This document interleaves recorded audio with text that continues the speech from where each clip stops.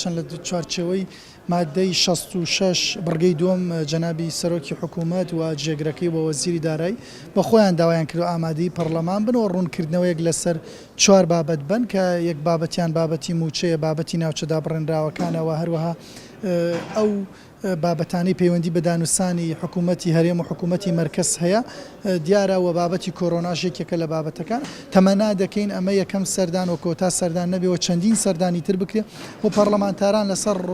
زەو و ڕۆشنایی ئەو ڕوونکردنەوەی بەڕێزیان دەیدەن هەرسێ بەڕێز سەرۆکی حکوومەت و جێگرەکەی وەزیری دارایی بتوانن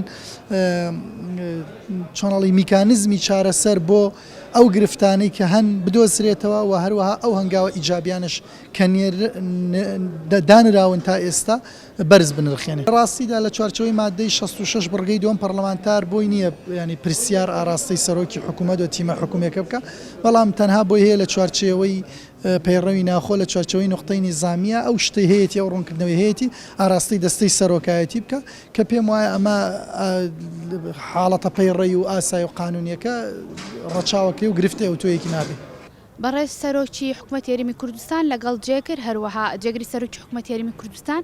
لەگەڵ بەڕێز وەزیری دارایی لەسەر داواکاری بەڕێز سەرۆکی ئەنجومەنی وەزیران دێنە پەرلەمانی کوردستان بۆ خستنە ڕووی ئەو کێشە و گرفتانەی کە لە کوردستان هەیە هەروەها ئەو پرسانەی کە پێویستەکە پەرلەمان گفتوگۆی لەبارەوە بکە و پێویستەکە سەرۆکایەتی ئەنجومەنی وەزیران ڕوونکردنەوە بە پەرلەمان و پەرلەمانتاران بدەن. بەپێی پەیڕەوی ناخۆی پەرلەمانی کوردستان لە میوانداریکردنی یاخود ئێمە میوانداری بکەیان بەڕێزیان بێنە پەرلەمان پەرلەمانتاران مافی گفتوگۆکردن و پرسیارکردنیان هەیە و هیچ ڕێگریەکیش لەو بارەیەوە لە پەرلەمانتاران نییە بۆ پرسیارکردن هەتا ئەم دەقەی باسیەکەین دواتر ڕێکەوتنی لایەنە سیاسیەکان نازانم ئەویان بەڵام بەپێی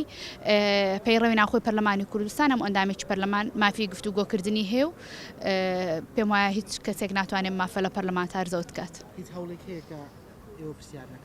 نەخێر هەتا من ئەندامی فراکسیۆنی سەوزمە تاوەکو ئێستا هیچ کەس بە منینەوە تۆ پرسیار مەکە بەعکسەوە ئێمە لە ئامادەکاریان بۆ ئەوی پرسیارەکانمان بە شێوازێکی ڕێک و پێک دابڕێژینەوە ئاراستەیان